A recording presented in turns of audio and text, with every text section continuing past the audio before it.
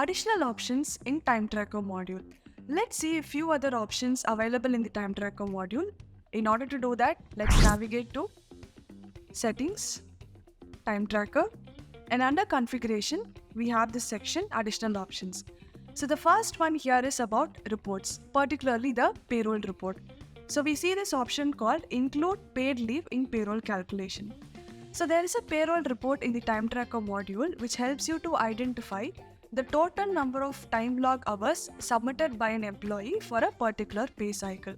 If you enable this option to include paid leaves, let's take an example by looking into the payroll report. Let's go to the report section, and under timesheet, we have timesheet data for payroll.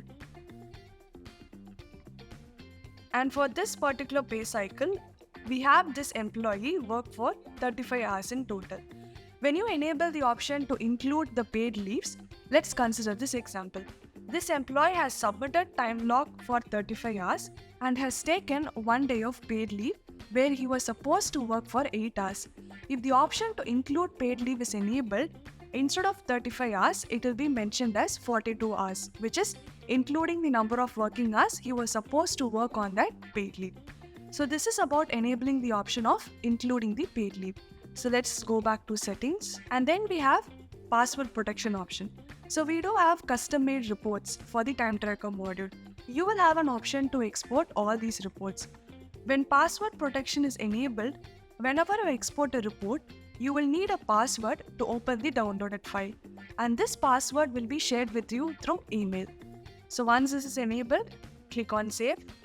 And then finally we have the integration settings. This is related to integrating your Time Tracker module with the attendance module. So what happens is, when this integration called, select the time logs that can be pushed to attendance.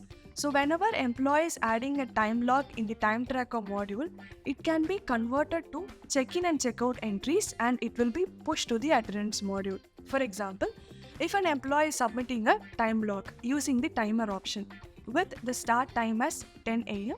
and the end time as 11 a.m. so that the 10 a.m. will be considered as check-in entry and the 11 a.m. will be considered as check-out entry. And for this integration to happen, you can enable this option, log using a timer. That is, whenever an employee is adding a time log using the timer option, it will be considered as attendance entries, or logged by entering start and end time. In case if an employee is submitting a time log using the manual log time button, they need to make sure that they are using the option start and end time, because if an employee is mentioning the total hours is 30, system will not know what is the start and end time. So in case if it is a manual method of submitting a time log, they will have to go with the option start and end time. So once the changes are done, click on Save. When this integration between Time Tracker and attendance module is enabled, employees cannot directly go to attendance module and mark check-in and check-out. It is mandatory for them to create a time log, which in turn be converted into check-in and check-out entries inside the attendance module. So these are all the few additional options that we have inside the Time Tracker settings.